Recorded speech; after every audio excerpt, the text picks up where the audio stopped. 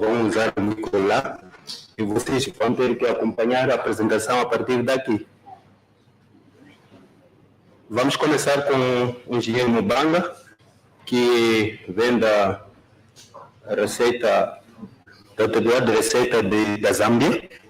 Ele vai fazer uma simulação de registro do exportador até como se ele tivesse um exportador que vai enviar mercadoria para Eswatini. Então, a Eswatini também vai mostrar como é que vai receber a informação e como é que vai tratar. Tudo estará aqui.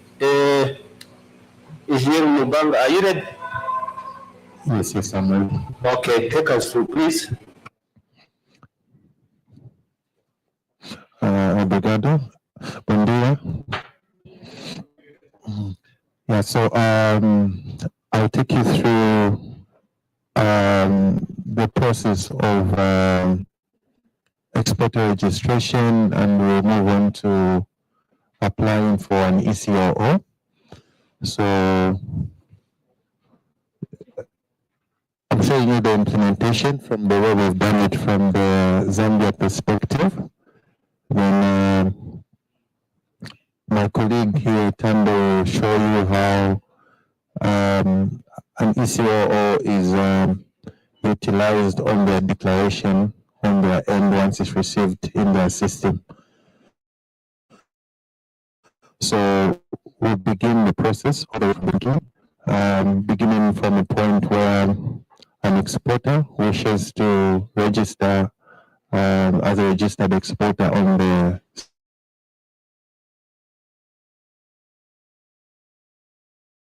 system.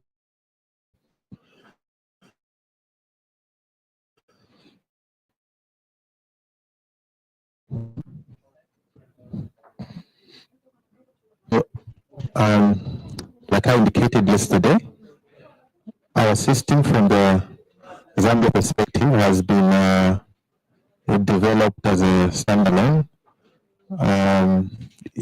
It's not the processing and generating of COOs is done as CODA, so it's a standalone system. Once everything is processed from this system and moved to a SCODA through an interface. So for a new exporter wishing to register, they have to visit this web portal.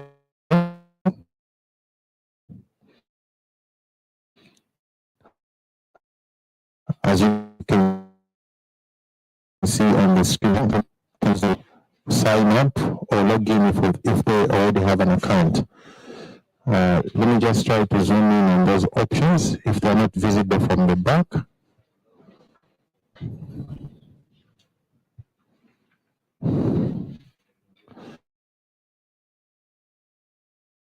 So at the very user registry, we have contact information they need to unit, just more clarification on how to go on the system. There are also some quick frequently asked questions there.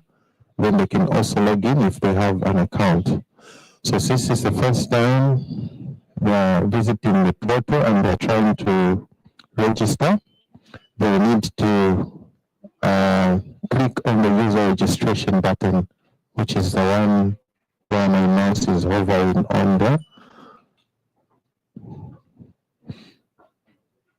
So if they click on the user registration button, they will see a pop-up which comes spin this pop-up. So what we've done with this system is we maintain a register of our taxpayers on a different system.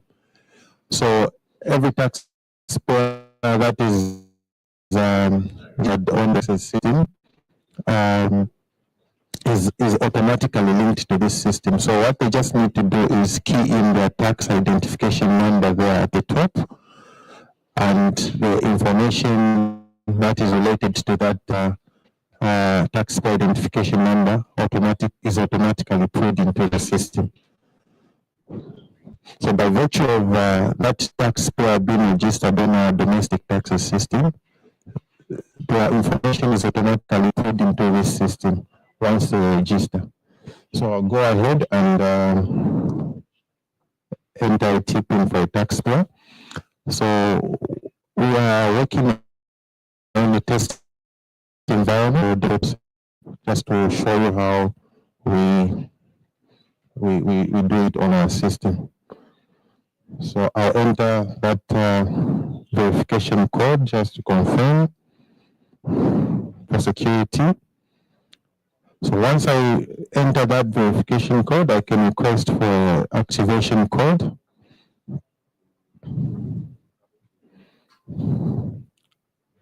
So once I request for an activation code, let me zoom in on that if it's not visible again. So there, it shows the information about the taxpayer. So it will pre-populate all that information, and it has also sent an activation code to their email to allow them to activate their account. So I'll go into my email and check the activation code which was sent. I copy the activation and go back to the portal. Then I'll proceed to create my account. So it will ask me if I want to proceed with the creating of the account. I'll click yes to proceed. Then I'll get a success message there that my account has been configured. So after you receive that confirmation, a password is sent to your email that you will use to log in into the system. So from there, I can proceed to log on, providing the taxpayer identification number I used to register. Again, I'll key in that taxpayer identification number. Then I will go to my email to confirm the password that was sent for me to log in. So I'm copying the password which was sent to my email.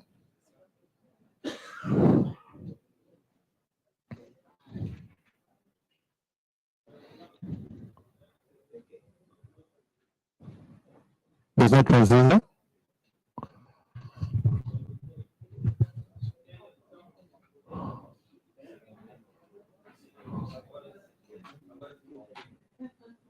Oh, we are okay? Okay. Okay, so from here, I'm entering the password which was sent to my email. Then I proceed to log in.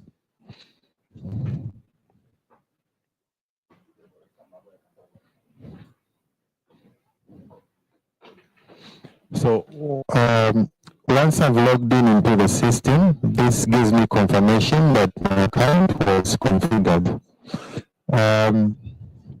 At this point, you'll see that the user has got access to various options there. So what we are seeing here, the 4 tabs there. The first tab allows them to submit an application as an exporter. The second tab allows them to submit an application for an ECOO based on the products that they registered, or if they're trying to apply for an ECOO based on another exporter's products, they can do so. Then we have also the tab there which allows them to track their activity in terms of the processing of the applications for an ECOO and an exporter registration. So for a taxpayer who's just been configured, we know that their interest is to register their products so that they can be able to apply for electronic certificates of origin. So we have also provided these options there in the top menu for convenience.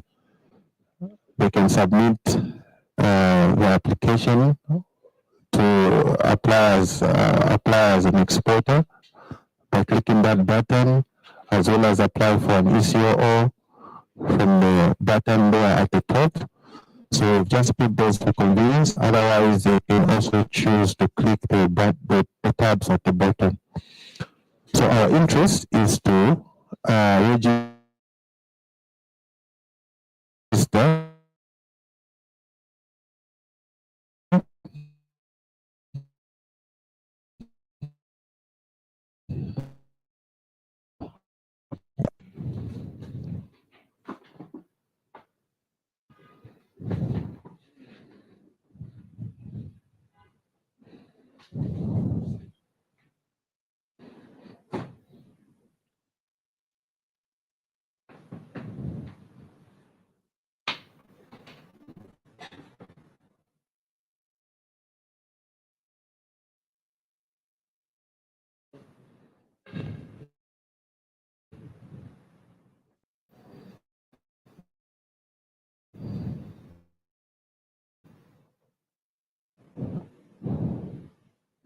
Okay, so for that, I think the internet was taking a bit long to load. So once you click on the tab to submit an application as an exporter, we see this form which is presented for you. So what this form does is it populates the information about the taxpayer. Remember, they didn't have to provide their name, address, or phone number.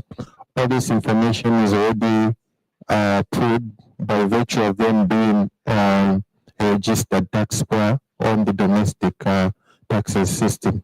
So we are able to pull all that information, and they do not have to go through the process of providing that information for us. So at this point, they can just go ahead and indicate whether they are the producer or a non-producer. So what this means is, depending on the option that they choose here, when they indicate that they are producer of the products that they are applying for, it means that they are the ones who are growing or producing those products. If they're not a producer, it means that they are registering products that are produced by a different exporter, but they want to be generating certificates of origin based on those products registered on a different exporter's account. So we go ahead and indicate that they are the producer, and at this point now, they can go ahead and add the products that they wish to register. At the very left there, where my mouse is hovering, there's a button to allow them to add products. So if I click on that button, we see that a new row pops up there at the bottom. I hope it's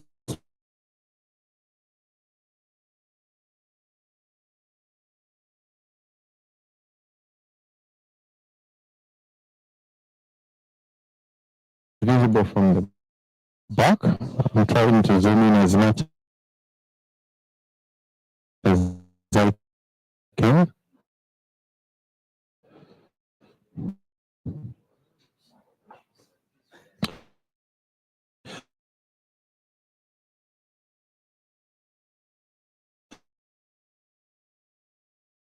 So at this point, once they click on that level, that is internationally recognized. So they can pick a product from here.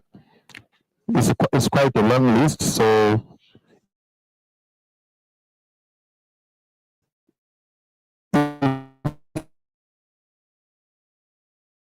if you don't want to go find it. So let me say I want to register maize as part of the products I want to register under my exporter registration.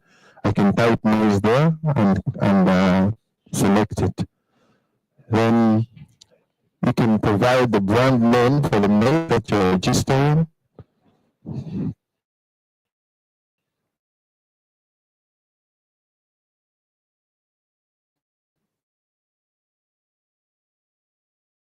Provide the brand name for the products that you're registering.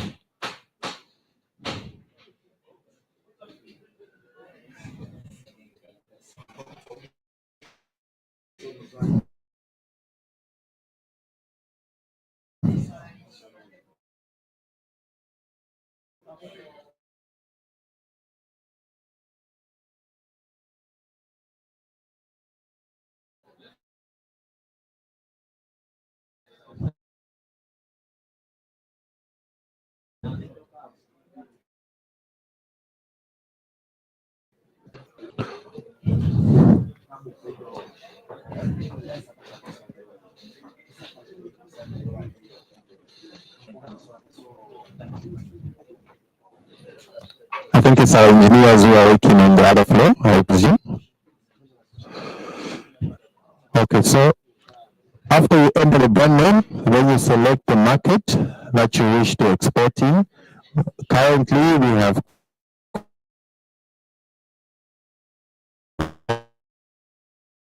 MESA and Sadc.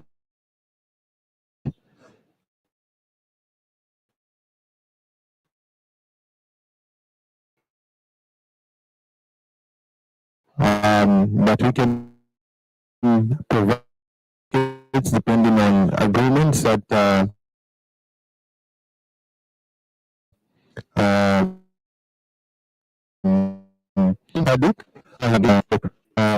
I'm picking P because I know this product is well produced. Then it will ask me to enter the producer